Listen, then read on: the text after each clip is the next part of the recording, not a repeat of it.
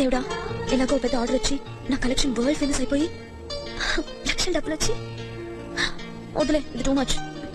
లక్ష్మికి 3000, గేట్ వాడికి 1000, shop rent 12,000. అది ఇచ్చే చాలు, ఓకేనా?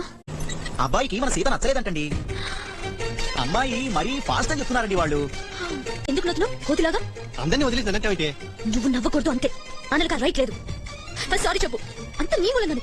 నీ తిక్క బాగా కుదిరిందిలేనే. అయినా నాకు తెలియకలుగుతాను అందరూ నిన్ను చూసి పని చచ్చిపోవాలా? ఆ కాడికి నీకు నువ్వేదో పెద్ద క్వీన్ విక్టోరియా అనుకుంటావు. అవును, నేను క్వీన్ విక్టోరియాని. ఈ బ్యూటీని రిజెక్ట్ చేస్తారా? అసలు నేను సరిగా చూసాడా? Taste fellow. ఇంత ధైర్యం సీతామహాలక్ష్మిని ముట్టుకుంటాడా? కాక ఎత్తుకుంటాడా? అయిపోయాడు. Okay sorry. Okay sorry. Megastar అనుకుంటున్నాడు. థ్యాంక్ గాడ్ ఇతను ఈ బోట్ ఎక్కట్లేదు. ఇతనా పాష్ గానే ఉన్నాడుగా, చిక్స్ కి గుర్తుపడతాడేంటి? 10 రూపీస్ పెడితే వస్తుందా? అరేనా? హలో, నేను సీత.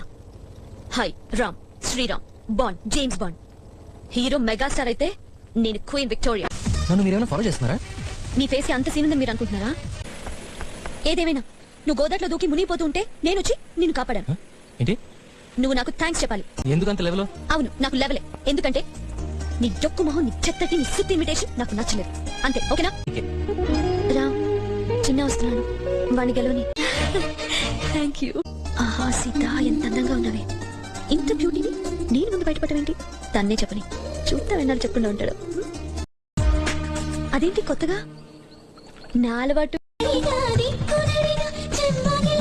ఏం లేదమ్మా, అమ్మ గుర్తుకొచ్చింది అంతే.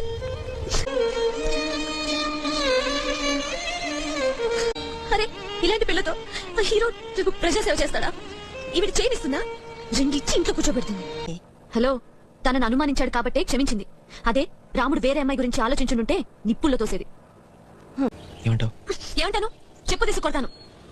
నా పేరు సీతామహాలక్ష్మి, డొక్కు మహాలక్ష్మి కాదు.